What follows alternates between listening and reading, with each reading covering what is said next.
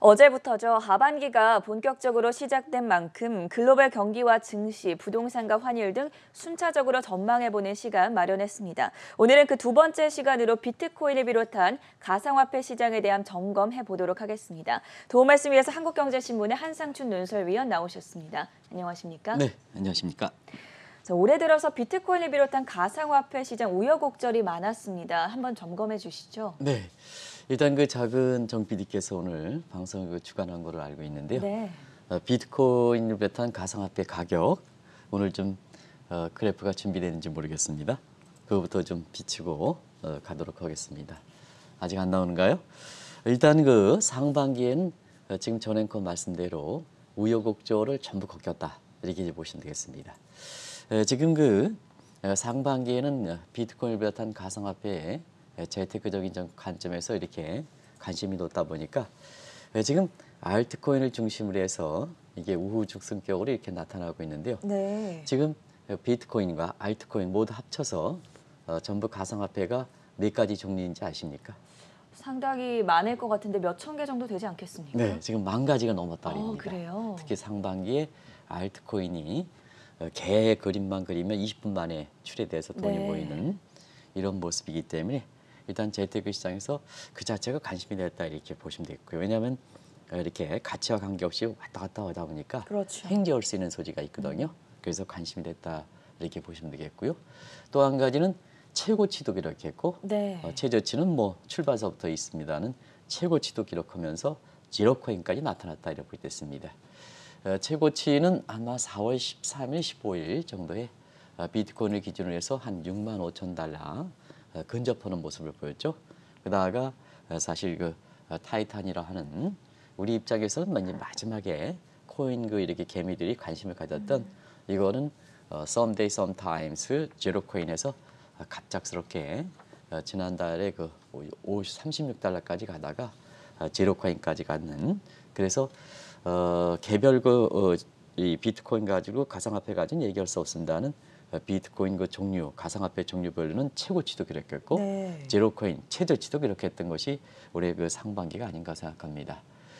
또 한 가지는 그 주식시장의 그 이렇게 동학개미, 서학개미 이어서 상반기는 코인개미라는 신조어까지 이렇게 등장할 만큼 우리나라 입장에서는 2017년, 2018년 초까지 세계 거래량의 5분의 1, 21%를 차지할 만큼 굉장히 높다 보니까 다시 한번 우리 그 국내 투자를 중심으로 해서 비트코인이라는 새로운 용어가 코인개미라는 용어가 생길 만큼 이렇게 관심이 됐는데요.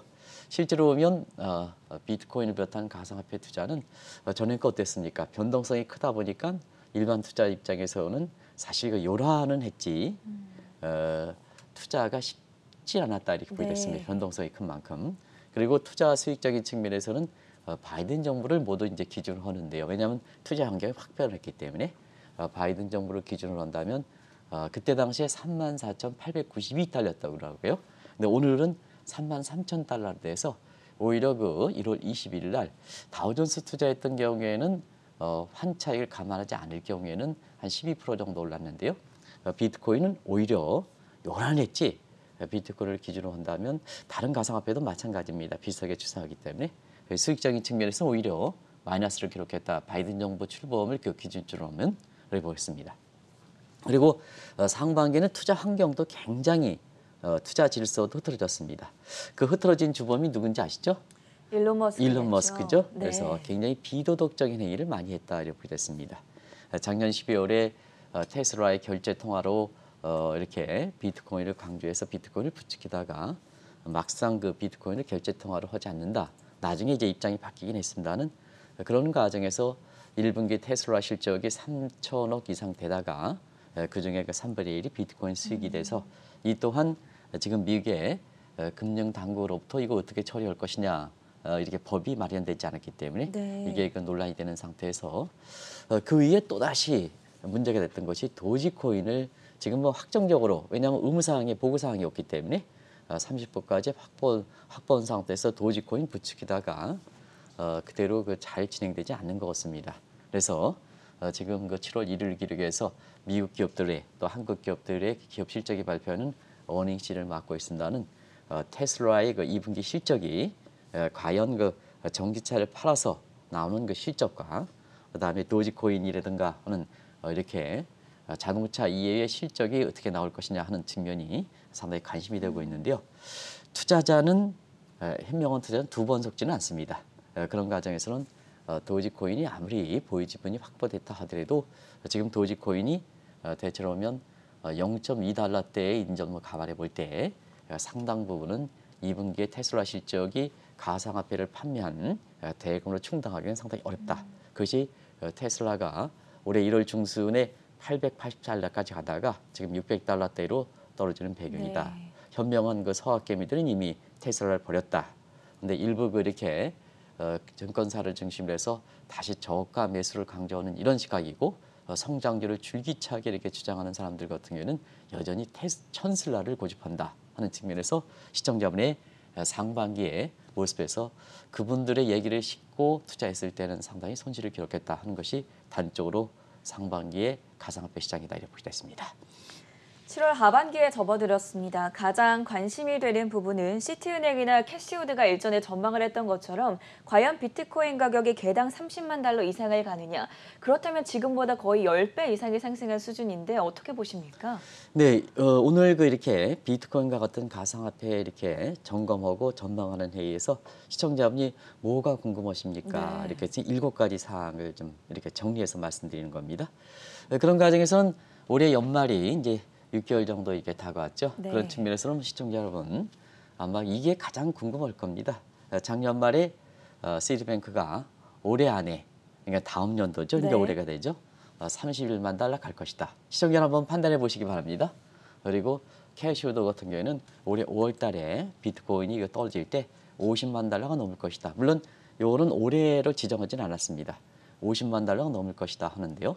일단은 두 기간 여기서 캐시우드는 아크 인베스트먼트죠. 시티은행 이런 식으로 최소한 30만 달러를 갈 것이냐. 우리 돈으로 코인당 3억 원 이상 갈 것이냐 하는 이 측면이 이렇게 되는데요. 이 측면에 있어서는 역시 비트코인이 왜 이렇게 갈까, 가상화폐가 왜 갈까, 가치가 더 큰 바보 이런 거 가지고 설명할 수밖에 없다 이렇게 보시면 되겠거든요. 우리가 보면 폭탄 논리가 가능할 때 1930년대에 케인즈와 경제에서 Greater Fool Theory, 나보다 더 큰 바보가 있어서 내가 높은 가격에 팔 때에는 이후에 그 미래의 잠재 가치를 더 크게 기대하는 사람이 사줄 것이다 하는 이런 더 큰 바보 이론인데요. 이 더 큰 바보 이론의 가장 큰 케인지언의 Greater Fool Theory의 가장 최대적이 아마 이렇게 경제 용어상으로 한번 찾아봤어요. 그리고 시장과 한번 대비시켜 봤어요. 그랬더니 에로교스라고 해서 1960년대 지금의 제닛 앨런의 경제학을 뒷받침했던 예일 거시경제 패러다임의 큰 줄기 하나가 있고 국가의 이렇게 지금 의사결정이라든가 이런 데 큰 이렇게 학문적으로 기여를 했던 에로교스의 러닝 바이 두닝이라고 있습니다.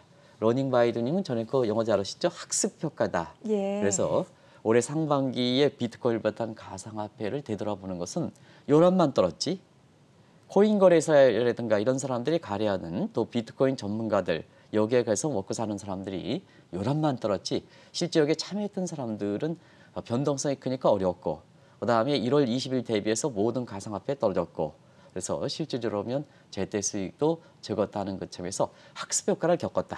이제는 학습 효과를 겪었다. 그런 측면에서 비트코인을 비롯한 가상화폐는 현저보다 더 떨어질 것이다 하는 시각이 대부분 연말까지의 비트코인을 비롯한 가상화폐의 가격 전망과 관련돼서 사실 지배적 시각이다 하는 걸 말씀드리겠습니다. 아무튼 간에 하반기에 비트코인이 시드뱅크대로 31만 달러 갈 것이냐. 만약에 이거 가지 않을 때에는 우리가 연말 같은 경우에는 상당 부분은 우리가 보면 마이클 피시 현상이다 해서 이 기관일수록 전문가일수록 주가든 비트코인 가격을 못 맞춘다 하는 측면에서 전문가의 말을 믿지 못하겠다 하는 이런 측면에서 상당히 이렇게 올해 세계 경제를 이슈를 점검할 때 10대 뉴스를 본다면 아마 이것도 아마 네. 들어갈 가능성이 높지 않겠냐 하는 생각이 듭니다. 이게 관심이 된다 이렇게 볼 수 있습니다. 올해 하반기에도 인플레 문제는 계속해서 불거질 것으로 예상이 되고 있는데 그렇다면 저희가 디지털 골드, 디지털 금이라고 불리는 비트코인이 새로운 인플레 해지 수단으로 각광받을 가능성에 대해서는 어느 정도로 보고 계십니까? 유가가 75달러 넘었죠. 네. 75달러 넘은 데는 오페크 플러스 정상회담 거기에 내용들이 불투명했었거든요. 그리고 이제 오페크 회원국들이 지금 원유 시장에서 차지하는 비중이 옛날만큼 그렇게 높지는 않습니다. 네. 그래서 오페크 사항이 그렇게 크게 결정한다 하더라도 어떤 사항을 결정한다 하더라도 유가를 결정한력이 적다. 그렇다면 지금 국제유가가 왜 올라갈까 하는 측면에서는 지금 세계적으로는 폭염 수요 때문에 가정용 전력난이 굉장히 지금 심해지고 있습니다. 우리나라도 지금 원전 문제가 사실 그 탈원전하는 과정에서 올해 예비 전력 수요가 굉장히 이게 한계를 맞는 상태에서 어떻게 올 것이냐 하는 측면이 현 정부 부담인데요. 미국이라든가 이런 국가들, 미국, 러시아라든가 해서 유럽에 이렇게 우리가 보면 100년 만에 대폭염 현상이 발생함에 따라서 가정용 전력 수요가 굉장히 급증하고 있습니다.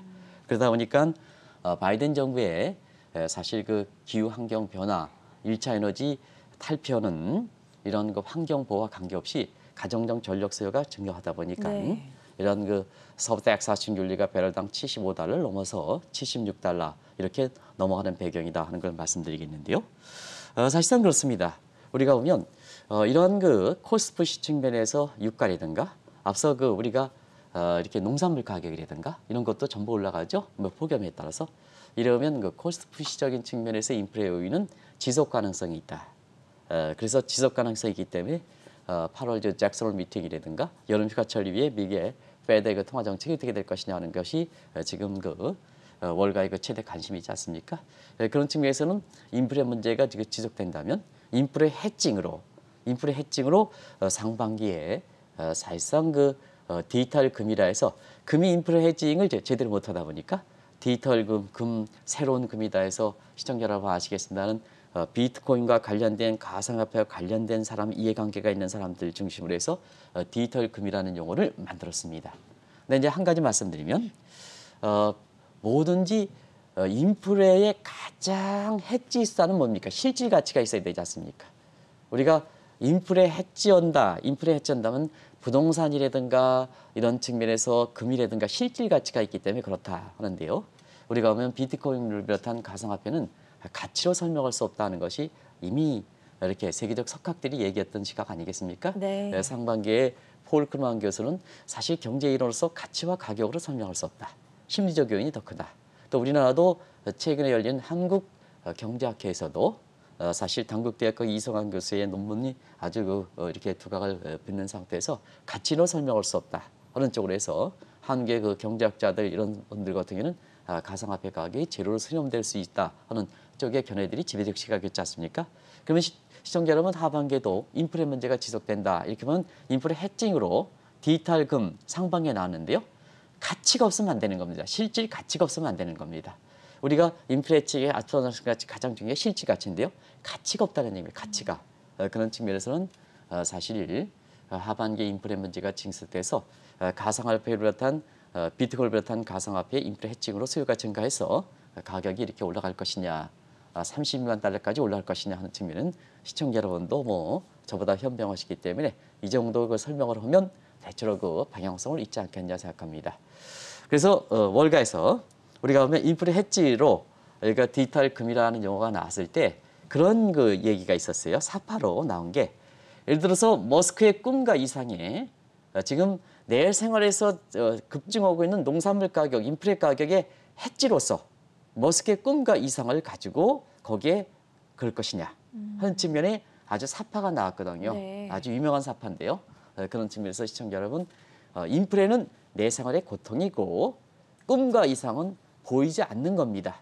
그러면 거기에 내 생활에 가장 고통 있는 부분을 가장 안전한 곳에 이렇게 보이는 곳에 해지를 해야지 그것도 머스크라는 사람이 사실상 믿지 못하는 사람에서 꿈과 이상 같은 실제 가치가 없는 이렇게 그 허상에다 인플레 해지를 한다는 것은 사실상 의미가 없다 이렇게 볼 때거든요. 그 사파가 나오는 배경이 그런 배경이 있습니다. 우리가 이렇게 신문에 사파하는 가장 그 시대의 가장 본질적 문제를 이렇게 지적하는 이런 쪽의 사파들이로 유명하거든요.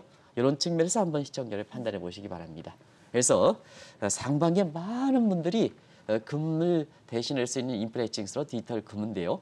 이건 코인 거래소 담당자들이 뿌리가 있다 이렇게 보여져 있습니다. 네. 그러면 뭐냐? 비트코인 같은 가상화폐에 대한 관심을 좀 높게 하기 위해서 왜냐하면 거래가 많아야지 사람들 이렇게 수익이 증대되는 거 아니겠습니까? 이렇게 해서 그런 측면에서 디지털 금은 코인 거래사와 같은 직접적인 사람들에서 만들어냈다 하는 점은 하는 점을 잘 파악하시면 사실 인플레가 지속돼서 인플레 해지 수단으로 비트코인을 받는 가상화폐를 매입해서 해지 수단으로 이렇게 하겠다 하는 이런 입장에 대해서는 결론을 내실 수 있지 않냐 하는 생각이 듭니다.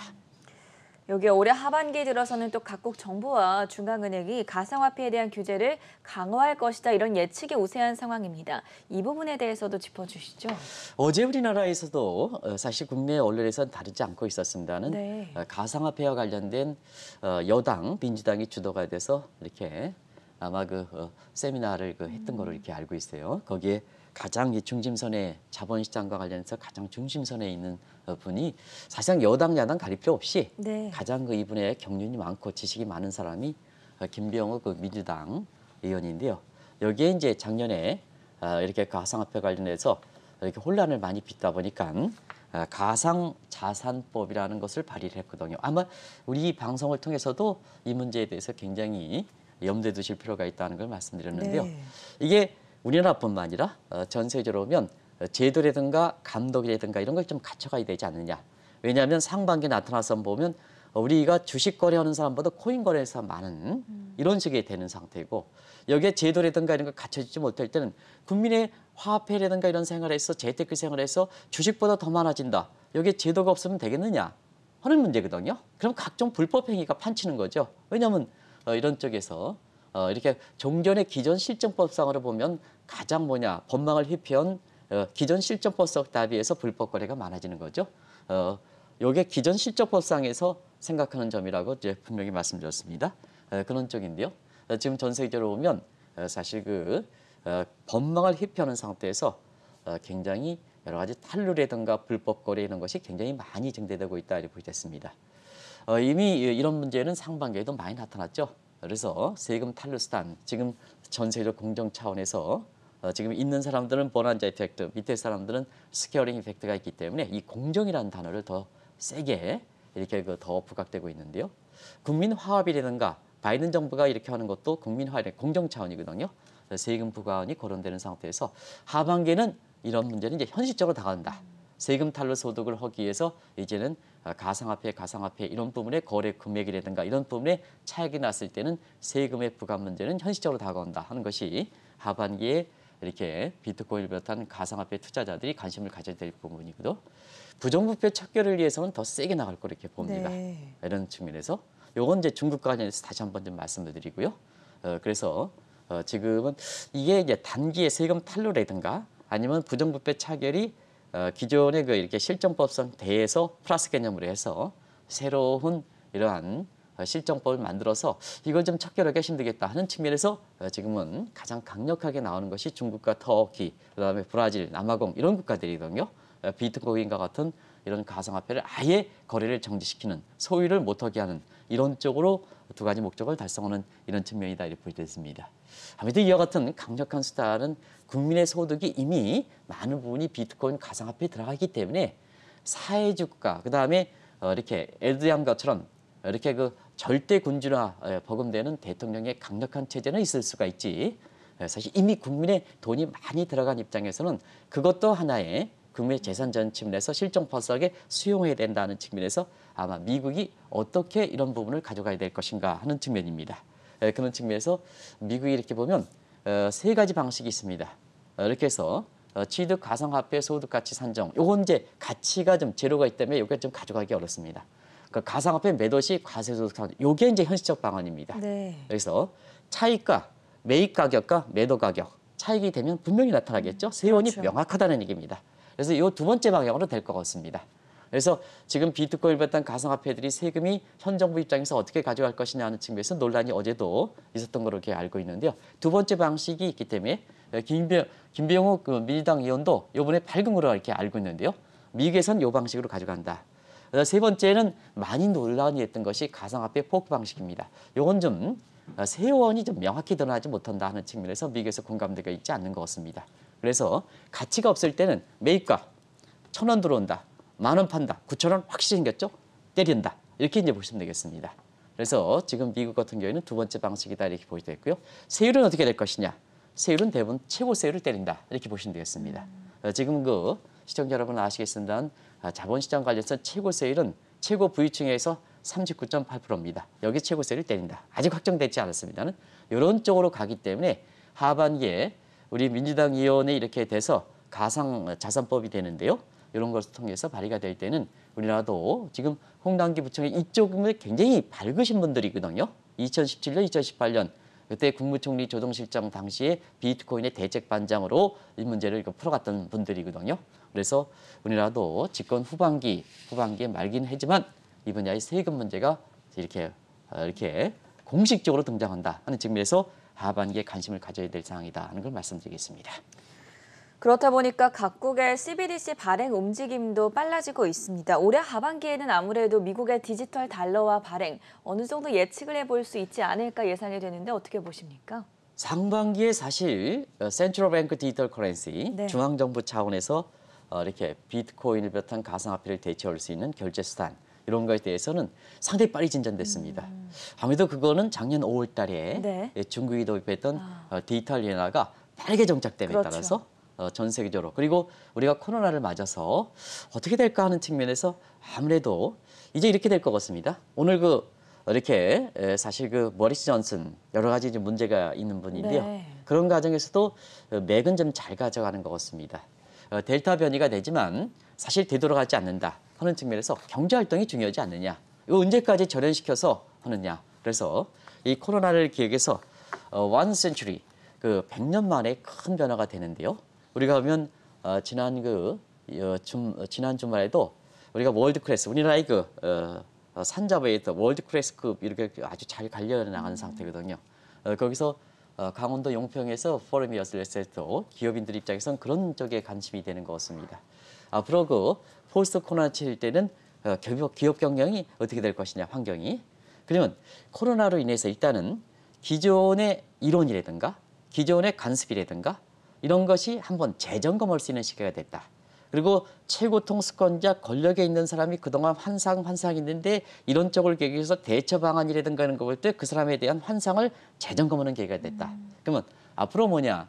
델타 코로나 19에서 알파, 감마, 베타, 델타 플러스 쭉 나오겠죠? 이렇게 되더라도 사실 어떻게 될 것이냐 하는 측면에서는 이번 사태를 계기로 해서 기존 시스템에 불편한 거는 다시 뭐냐. 이번 코로나에서 불편한 것은 코로나 이전으로 돌아갈 것이다. 근데 이번 계기로 해서 갈까 말까 했는데 편리함이 드러났다 하는 것은 더 빨리 간다 하는 측면에서 디지털 컨택 문제가 되는 게 아닌가 생각합니다. 그런 과정에서 디지털 컨택 시대에서는 아무래도 지금의 버퍼에 해당되는 5만 원권 $10,000 가지고는 시청자 여러분 지갑 속에서 5만 원권 가져가지 않고 화폐 생활에서 전혀 문제가 없는 것과 마찬가지로 이제는 센트럴 뱅크 디지털 커런시 이쪽으로 가는 게 아닌가 이렇게 보고 있습니다. 그래서 상반기에 사실 비트코인과 가상화폐 요란한 속에 중앙정부 차원에서 센트럴 뱅크 디지털 커런시의 연구라든가 도입 방침이 굉장히 빨리 진행됐습니다. 지금 BISB라든가 IMF 이렇게 통계를 보면 전 세계 중에서 86%가 센트럴 뱅크 디지털 커런시를 이렇게 발행 계획을 확정시켰다 이렇게 보여져 있습니다. 근데 두 가지 방식이죠. 민간 거를 흡수할 것이냐. 지금 이제 가상화폐들이 우중성격으로 나오는데요. 민간 걸 흡수할 것이냐. 새로운 것으로 만들 것이냐 하는 측면에서는 대부분 다 중앙은행이 직접 반영한다. 예를 들어 할 때는 민간의 가상화폐를 지금 우중성거로 이렇게 되면 어디까지 통화를 잡을 것이냐. 그리고 발권력을 민간에 맡겨놓는다. 발권력을 페이스북에 맡겨놓는다. 발권력을 예를 들어서 한국의 코인거래소 맡겨놓는다. 이거 있을 수가 없다. 네. 하는 측면에서 새롭게 만든다 이렇게 보여졌습니다. 그런 측면이기 때문에 정전과 달리 결제 통화 시스템이 센트럴 뱅크 디지털 커런시가 되면 우리가 얘기했던 성장과 물가 실업률 같은 정형화된 예를 들어서 성장률이 높으면 물가가 올라간다. 안 된다는 얘기입니다. 성장률이 올라가면 물가 떨어질 수 있다. 성장률이 올라가면 실업률 떨어지느냐? 안 될 수 있다. 이렇게 보겠습니다. 이번에도 미국의 이렇게 그 신규 고용 창출 건수가 굉장히 예상보다 높았는데도 불구하고 실업률은 오히려 거꾸로 5.8에서 5.9% 늘어났죠. 이렇게 해서 종전에 갖고 있는 전형적인 surrogate factor가 그러죠.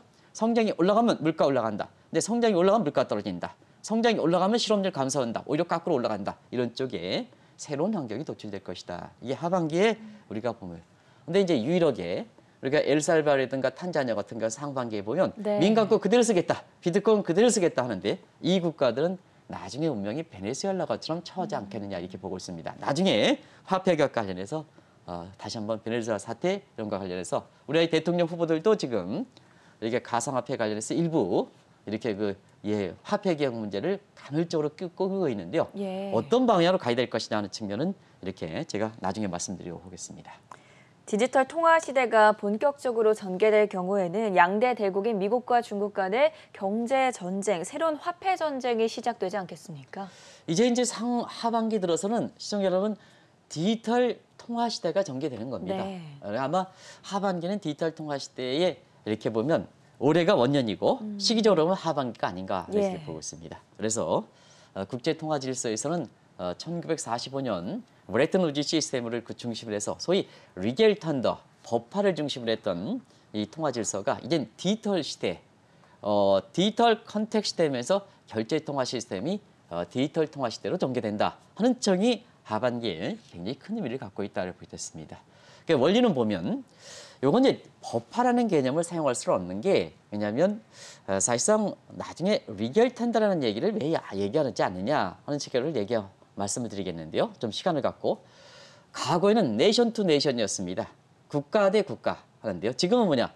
디지털 컨텍 시대에서는 프로그램과 결제 서서 연계 방식만 되면 국경의 의미가 없지 않습니까? 그죠? 그래서 제가 센트럴뱅크 디지털 커런시 앞에 리겔이라는 표현을 쓰지 않는 것도 바로 그런 측면이다 이렇게 됐습니다. 네. 그런 측면에서는 세계가 하나일 때는 역시 결제 통화에 있어서는 누가 피보 스테이트에 이렇게 주도력을 갖고 있느냐 하는 측면에서 피보 스테이트 중심축은 중국이고 피보 스테이트 중심은 사실 미국이기 때문에 디지털 통화 시대에는 디지털 위안화와 디지털 달러 간의 새로운 기축 통화 논쟁이 있을 것이다 이렇게 보게 됐습니다. 많은 사람의 시각이 있습니다. 근데 요 디지털 커런시는 기존의 종이화폐가 갖고 있는 리겔 텐더와는 근본적으로 성격을 달리기 때문에 사실 미 달러가 지금까지 2차 세계대전 후에 세계의 이렇게 중심 통화 역할을 했다면 디지털 위안화가 들어오더라도 사실 기축 통화가 되기에는 힘들지 않겠느냐 하는 시각도 화폐에 이렇게 관련돼서 이론을 전공하신 분들이 있습니다. 그러나 워낙 새로운 배경에서 나왔기 때문에 사실 디지털 위안화가 디지털 달러와의 굉장히 위협적 소지가 되기 때문에 미국 입장에서도 미국 내 사실 트럼프 키즈 같은 경우에는 디지털 통화에 대해서는 굉장히 부정적 입장을 취했기 때문에 사실 컨더레스라든가 이런 부의장 같은 경우에는 디지털 달러 반응에 대해 부정적 입장을 취하고 있습니다는 파월 의장이라든가 바이든 정부의 실제 경제 컨트롤 타워가 있는 제닛 앨런 재무장관 같은 경우에는 디지털 달러는 도입해야 되지 않느냐. 그래서 연구 결과가 잭슨홀 미팅 전후에서 나올 거라고 보고 있습니다. 이 또한 잭슨홀 미팅에서 아마 논의되지 않겠느냐 이렇게 보고 있는데요. 그런 과정에서 앞으로는 디지털 통화 시대가 올 하반기에 스타트되는 첫 시기고 올해가 첫 연도고 그래서 세계가 하나일 때는 피보 스테이트에 해당되는 미국과 중국의 결제 통화의 디지털 달러와 디지털 위안화 간의 환율 전쟁이 전개될 것이다. 이런 것도 하반기에 우리가 보면 사실 단순히 비트코인 가격보다도 더 중요한 또 기업 입장에서는 결제 통화 시스템을 어떻게 가져갈 것이냐.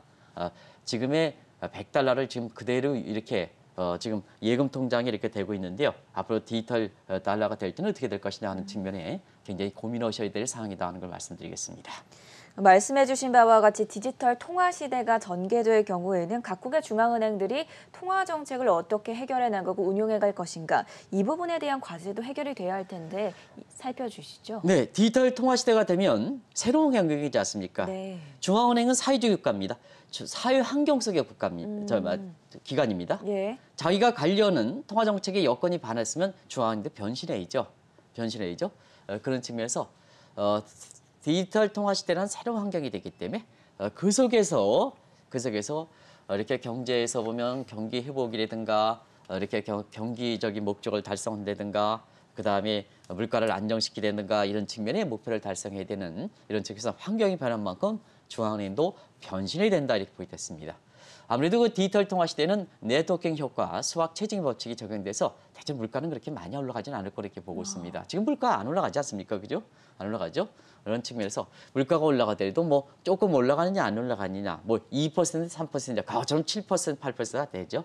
이 과거의 고물가 시대는 오지 않을 거라 이렇게 보고 있습니다. 그러다 보니까 과거의 두 자릿대 물가 안정시켜야 된다 하는 입장에서 1963 페드 또 한국은행도 물론 이제 조선은행이라는 게 뒷받침이 됐습니다는 이렇게 우리가 그 한국은행다운 이렇게 모습을 이렇게 갖춘다고 본다면 저는 뭐 개인적으로 한국은행 출신이긴 하지만 이렇게 한국은행의 전신이 조선은행입니다. 일제 시대 때 네. 그 뿌리를 들이면 이렇게 가지만 사실 본격적으로 한국의 제주도권에 의해서 우리의 경제 활동을 했던 것이 아마 1960년대 후반 아닌가 생각합니다. 그런 점을 한국은행이 이렇게 기점으로 이렇게 본다면 자 그때는 두 자릿대 물가다. 물가 안정이다. 그게 가장 본질적 목적이다. 근데 지금은 물가가 안정돼 있다. 지금 2%를 넘느냐 가지고 얘기하지 않습니까? 그죠? 2%죠. 근데 경제 성장률은 지금 4에서 5%란 말이에요. 그러면 설령 2%를 초과하는 3% 하더라도 시청자 여러분 깜짝 놀라는 겁니다. 중앙은행에서 목표 2%에서 3% 도달해서 테이퍼링 단행하냐? 국민 입장에선 성장률이 지금 5%고 실업률이 5%, 4%인데요. 2% 벗어나는 것은 그렇게 깜짝하지 않는다는 얘기입니다. 그러면 변신해야죠. 사실 그래서 한국의 입장도 고용 창출이든가 이런 것을 양대 창물에서 페드와 마찬가지로 2012년 듀얼 맨데이트로 설정할 필요가 있다 이렇게 보시면 됐습니다. 그리고 국민의 화폐 생활도 많이 변했죠. 아까 기업인들이 이제 결제 통화가 디지털 통화가 된다면 어떻게 할 것이냐. 마찬가지로 국민들 입장에서는 새로운 화폐 환경이 전개되는 거죠. 화폐 환경이 돼서 상당히 맨 처음에 인식하기 전에는 복잡성이다. 상반기에도 재테크 관련해서 비트코인이 들어왔는데 굉장히 복잡하고 굉장히 요란을 떨었지만 내 입장에서 수익이 안 된다는 입장이지 않습니까? 그게 학습 효과 아니겠습니까? 학습 효과 전에는 굉장히 복잡스러운 환경이 전개될 것이다 이렇게 보게 됐습니다. 그런 과정에서 여러 가지 새로움과 복잡성 때문에 옵티머스 같은 이런 사건들이 비일비재하게 발생할 겁니다. 유사금융 행위. 그리고 중앙은행과 시장 참여자 간의 동반자적 관계가 형성되죠. 과거에 보면 저는 이렇게 그랬습니다는 우리 후배들은 이거 신의 직장이라는 한국은행이 딱 들어오는데 저기 게임 회사가 들어오는 거기가 더 연봉을 많이 줘 혹하다 인정한다는 얘기입니다. 후배들한테 물어봤더니요. 어이구 중앙은행 그래서 공부를 열심히 해가 들어왔는데 연봉이 저희가 높아 한국경제TV가 높아 실제로 그렇게 해서 한국경제TV로 옮기는 사람도 있다는 얘기 아니겠습니까? 네. 이런 것이 지금의 환경이다. 그리고 시청자 여러분 아시겠습니다. 요즘 장단기 금리 간에 자꾸 언제까지 평탄하냐? 평탄화 고착화되지 않습니까? 평탄화가. 지금 테이퍼링 단행한데도 불구하고 그러면 기준금리가 올라갈 가능성 시그널을 주는데 시장금리 더 올라가야 되는 시장 거꾸로 떨어지지 않습니까? 수급극 현상이 발생하지 않습니까? 이런 환경이 된다. 그러다 보니까 중앙은행 입장에서는 과거에 집착하지 말고 중앙은행 목표도 좀 이렇게 수정하고 통화정책의 유효성을 좀 점검해 놓아야 된다. 이게 사실 하반기에 디지털 통화 시대에 어떻게 보면 원년을 맞는 입장에서 중앙은행이 이렇게 미리 선제적으로 준비해 나갈 필요가 있는 것이 아닌가 생각합니다. 디지털 원화 도입을 두고 오락가락했던 한국은행도 하반기에는 윤곽이 나올 것으로 보이는데요. 일부에서 좀 우려하고 있는 화폐개혁 병행 가능성에 대해서는 어느 정도로 보시나요? 지금 일부 이제 대선 후보들이 그런 얘기들 좀 간헐적으로 하는 것 같아요. 네. 지금 나만 부각시켜야 되기 때문에 굉장히 좀 이분법적인 사고에서 남과 그냥 확실하게 이렇게 하는 시각들이 좀 많이 나오는 것 같아요. 그래서 저는 그렇습니다. 대통령 후보들이 어제도 좀 화제가 됐던 내용들이 좀 있던데요. 여기서 방송하기 어렵게 얘기 나오는 대목인데요. 국민의 대표는 분들입니다. 후보도 국민의 대표는 공익성을 갖고 있는 분들이기 때문에 사실 대통령 후보 이전에 우리 어린애들을 생각하고 자라나는 후손 세대를 생각해서 그 사람들에 대해서 어떤 쪽에 내 말이라든가 행동이 어떤 쪽에 하는가 하는 것을 좀 보시고 해야 되거든요. 단순히 표가 이렇게 쟁제된다. 저는 그렇습니다. 앞으로 최고 통수권자가 등장하더라도 과거처럼 이렇게 그 신적인 존재가 되지 않을 겁니다.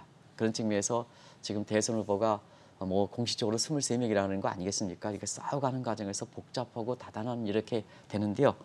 굉장히 확실하게 부각시키기 위해서 소셜 네트워크에 확실하게 부각시키기 위해서 사실 저희들이 이렇게 방송에 가고 시청자분들 낯뜨거운 얘기들이 좀 많이 되는데요. 그런 측면에서 대통령 후보도 후보를 선언하면 공익성을 갖고 있다는 걸 꼭 좀 말씀드리겠습니다. 오죽했으면 사우스 모닝 포스트라든가 이런 입장에서 한국이 정치가 진짜 선진국이냐, 우리가 웅크타드에서 선진국이다 하더라도 선진국이 낯뜨거워서 얘기할 수가 없습니다. 맨날 후보들이 이상한 행동들을 하고 말을 하는 입장에서 보면 우리가 그 정치가 선진국이 됐다 얘기할 수가 있겠습니까? 한번 다른 것 마찬가지거든요. 또 각을 세워서 기득권이 이렇게 문제가 되다 보니까 기득권을 다스리기 위해서 부동산 문제도 오락가락 엊그제까지 두들기다가 거기 또 뭐 종부세를 이렇게 유예시켜준다 뭔다 하니까 혼란스러운 겁니다. 소신이 있으면 해이죠. 근데 또 흐트러뜨리니까 이게 국민들 입장에서 혼란스러운 겁니다. 화폐 개혁도 문제 마찬가지거든요. 일부 대통령 후보가 이 문제도 이렇게 이분법적인 측면에서 이렇게 구상하고 있는 거로 이렇게 알고 있는데요. 가장 중요한 것은 어쨌거나 대통령 후보도 국민에게 선언했으면 당신이 얘기하는 말 한마디, 당신이 얘기하는 행동 하나하나가 자라나는 어린이 시대 그대로 유튜브에 노출되어 있습니다. 어떻게 영향을 줄까 하는 것도 좀 생각하시면서 좀 대통령 후보를 좀 가시기 바랍니다. 그래야 신뢰성 있고 언제까지 혼란스럽습니까? 이런 측면에서 한번 이 문제를 가름해 보도록 하겠습니다. 화폐 개혁 문제는 민감한 문제이기 때문에 이런 거로 가름하면 공약사항이라든가 이런 것이 급진적인 이런 공약사항을 내놓지 않지 않겠느냐 하는 생각이 듭니다. 그 문제로 가름하겠습니다. 네, 오늘은 올해 하반기 코인 투자와 관련된 7가지 궁금증에 대해서 자세한 풀이 내용 들어봤고요. 지금까지 한국경제신문의 한상춘 논설위원과 함께했습니다. 대단히 고맙습니다. 네, 고맙습니다.